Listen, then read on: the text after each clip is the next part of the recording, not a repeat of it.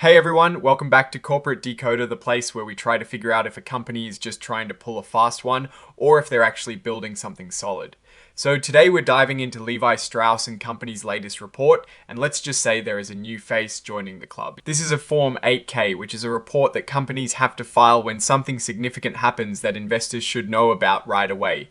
Think of it as a news alert directly from the company, and the big news here involves a change at the very top. So the big news is that Levi Strauss and Company's board of directors, which is like the group that oversees the company's big decisions, has decided to add a new member. They're actually increasing the size of the board to 13 directors, and the person they've chosen to join this prestigious group is Jeffrey J. Jones II. This all takes effect on the 21st of January 2026. It is not just about being on the board though. Mr. Jones is also being given important roles on two key committees. One is the Compensation and Human Capital Committee, which sounds like they decide how people get paid and how the company treats its employees. The other is the Nominating, Governance and Corporate Citizenship Committee. That committee is probably responsible for finding new directors and making sure the company is run ethically and responsibly. Both of these committee appointments also start on the 21st of January 2026. Now, let's talk about how long he'll be serving. Mr. Jones is designated as a Class 3 director. This means he is essentially elected for a 3-year term, so he'll be on the board until the company's annual meeting of shareholders in 2028, and then he'll continue serving until a new director is chosen to replace him. Of course, this is unless he decides to leave earlier for reasons like retirement or if he is asked to step down. And importantly, the board has confirmed that Mr. Jones is considered an independent director according to the rules of the New York Stock Exchange.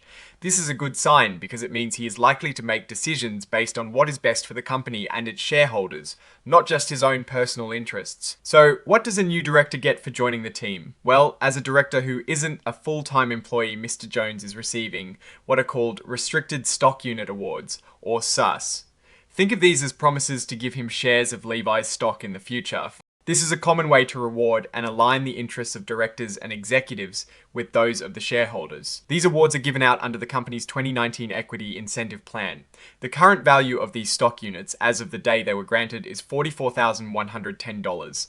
This amount is figured out by taking the usual yearly award for a non-employee director and then adjusting it based on how much of the year Mr. Jones will actually be serving. This prorated amount makes sure he is compensated fairly for the time he is on the board. Now, these stock units don't just become his immediately, they have a vesting schedule. This means he has to wait a certain amount of time or meet certain conditions before he can actually own or sell the shares. In this case, the RS will be fully vested, meaning he'll own them either on the day before the company's next annual shareholder meeting or exactly 1 year after they were granted, whichever comes first. There is also a clever little detail here, a deferral delivery feature. This means that even after the RSUs vest, Mr. Jones won't actually get the shares for another 6 months after he stops being a director. This is a way to encourage directors to stay in their roles and to further align their interests with the long-term health of the company. It is like a golden handshake that is a bit delayed. On top of the stock awards, Mr. Jones will also receive a cash payment. This is for his services as a non-employee director. The amount is $94,382, and like the stock awards, this cash payment is also prorated for the 2026 calendar year, meaning he'll get the portion of the annual fee that corresponds to the time he serves on the board during that year. Now, it is important to note that Mr. Jones wasn't chosen because of some secret deal or agreement with anyone. The filing explicitly states he is not part of any arrangement or understanding with anyone that led to him being elected as a director. This suggests a transparent selection process. So, who exactly is this new director? Mr. Jones is 58 years old and he has got some serious experience. For the past several years, since 2017, he has been the president, CEO, and a director at HM Preamp R Block. Incorporated, you probably know HM Preamp R Block as a big company that helps people with their taxes and offers financial products and business solutions. It is also worth noting that he is planning to retire from his positions at HMP Block at the end of this year, the 31st of December 2025. This means he'll be able to dedicate his full attention to Levi Strauss and Company's board. Before his time at HIMP R Block, Mr. Jones had a pretty diverse and impressive career. He was the president of ride-sharing at Uber Technologies, incorporated for a short period between 2016 and 2017. Before that, he held a very significant role as executive vice president and chief marketing officer at Target Corporation from 2012 to 2016. This experience in marketing and strategy at a major retail giant like Target is particularly relevant for a company like Levi's. And even before Target, he was a partner and president at McKinney, which is an advertising agency. He was there for 6 years, from 2006 to 2012. This background in advertising likely gives him a deep understanding of brand building and consumer engagement, which is crucial for a brand with the global recognition of Levi's. He is not new to sitting on other boards either.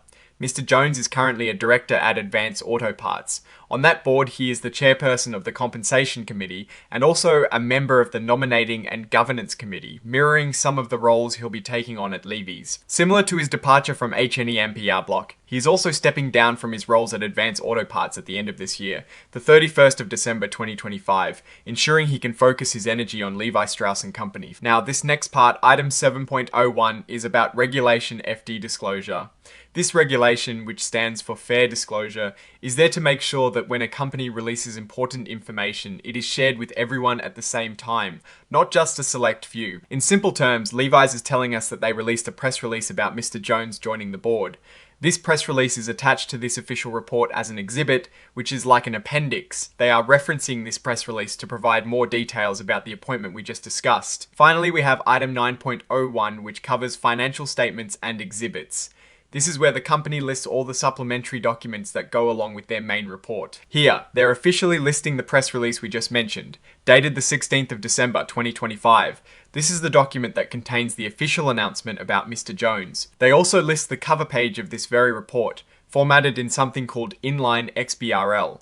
This is a newer way of presenting financial information that makes it easier for computers to read and analyze. And then we have the signatures. This is the formal part where the company, Levi Strauss C&P Company, through its authorized representative, confirms that the information in this report is true and accurate to the best of their knowledge. This is signed by David Jadrasijek, who holds the title of Senior Vice President and General Counsel. This is a standard but important legal formality. Now, looking at this whole filing, it is pretty straightforward. Levi Strauss is adding a highly experienced director, Mr. Jeffrey J. Jones II. His background in retail, marketing, and public company leadership, especially his CEO experience at HMP R-Block and his roles at Uber and Target, suggests the company is looking to bring in fresh strategic thinking and potentially strengthen its governance. The fact that he is retiring from his other board roles indicates a commitment to Levi's. His compensation, a mix of stock units and cash, is standard for board directors and aims to align his interests with shareholders. There are no hidden deals or conflicting interests apparent, which is a positive sign. The company is being transparent about the announcement through a press release, as required by regulations.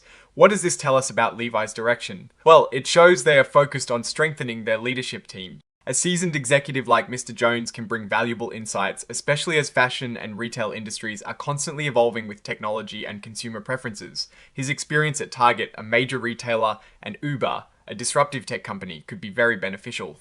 The risk for any company adding a new board member is always how well they will integrate and influence strategy. But based on Mr. Jones's robust resume, the opportunity seems to outweigh this risk.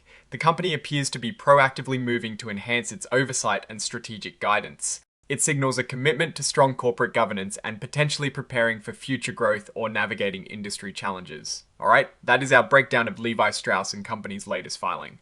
What is your take on these changes and what they signal for the company's future? Drop your thoughts in the comments. If this analysis was valuable, hitting that like button really helps. And subscribe for more deep dives. Don't forget to check out the Discord in the description. Thanks for watching. See you next time.